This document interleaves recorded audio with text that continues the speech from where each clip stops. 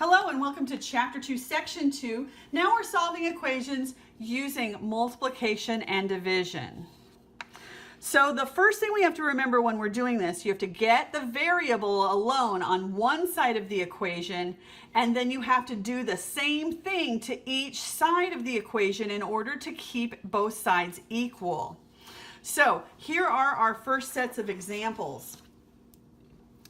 -4 equals k divided by -5. I have a -5 divided by my k, and I have to get k by itself. So I have to do the opposite of this. I have to multiply each side by -5 in order to get rid of that. Now this is a fraction.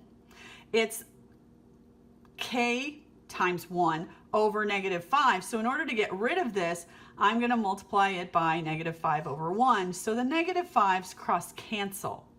And I end up with k equals. But if I multiply this side by -5, I also have to multiply this side by -5. And -5 times -4 is a positive 20. Here I have m divided by 3 equals 1.5.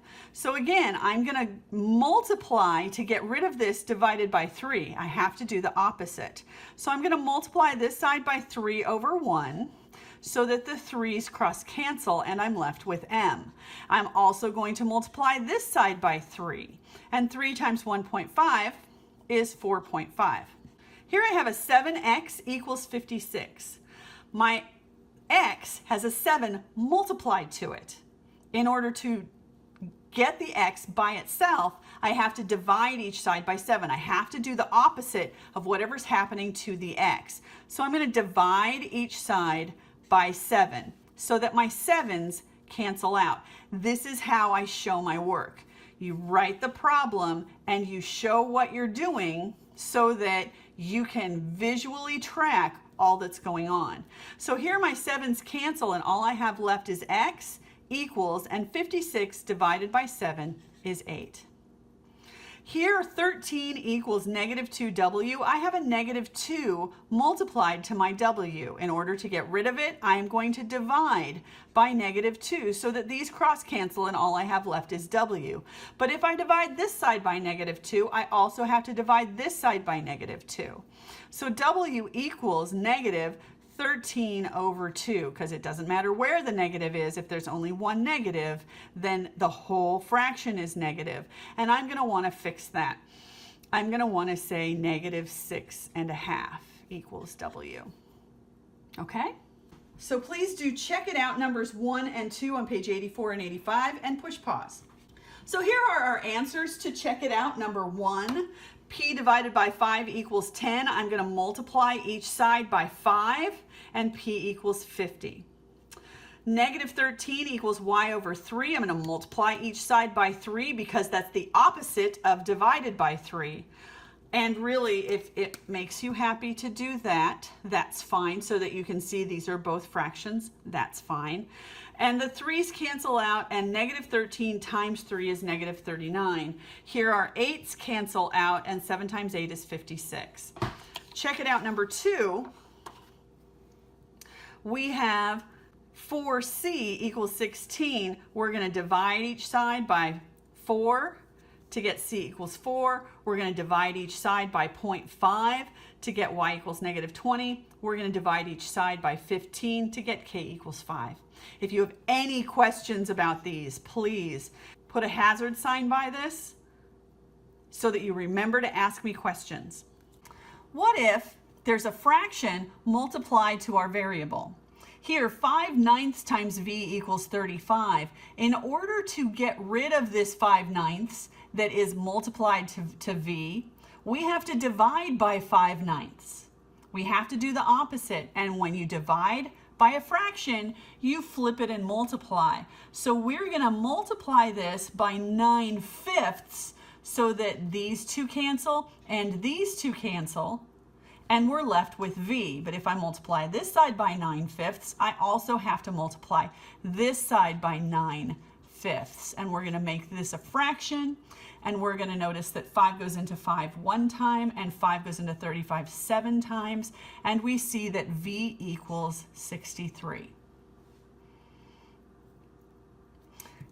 this is another way to write this. This could also be written 5v over 9, which this now says 5 times v divided by 9 instead of 5 divided by 9 times v. These are the same things. So what I want you to look at here is that this is 4/3 times y. And in order to get rid of our 4/3 that's multiplied by our y, we're going to divide by 4/3, which means we're going to multiply by 3/4. Because these two are going to cross cancel and these two are going to cross cancel, and I'm left with y equals. Now I have to multiply this side by 3/4 as well. And nothing cross cancels here. So y ends up equaling 15/8. Please do check it out, number 3 on page 85. Push pause and come back. Here are our number 3 answers. -1/4 equals 1/5 b. We have a 1/5 multiplied to our b, so we're going to multiply both sides by 5, and b equals -5/4. 4j divided by 6, this is really 4/6 times j, so we're going to multiply each side by 6/4, and we have some cross canceling that can happen, which means j equals 1. 1/6 times w equals 102. We're going to multiply both sides by 6 so that our 6's cross cancel, and w equals, and 102 times 6 is 612. Our word problem states that the distance in miles from the airport that a plane should begin descending divided by 3 should give you the height above ground in thousands of feet. This is a formula. A formula is where they give you a number sentence, a rule, so that you can understand the relationship between all of the variables. And what this sample is saying is, what if the plane is actually at 10,000 feet? How far away should this plane begin descending? So, we're going to substitute 10 in for h. So our problem now is d divided by 3 equals 10. And we have to solve for 10, the distance that the plane should be descending. Now, we have our variable divided by 3, so we're going to multiply by 3 so that these cancel out. But if we multiply this side by 3, we have to multiply that side by 3 as well. And this says that our plane should be descending at 30 miles from the airport. You have a check it out, number 4 on page 86. Please pause the video and come back. Let's solve that together. So the word problem asks, if it's 45 miles from the airport, how high was the plane when it started to descend? So we're going to substitute 45 for D. Our new problem now is 45 over 3 equals h. And 45 divided by 3 is 15.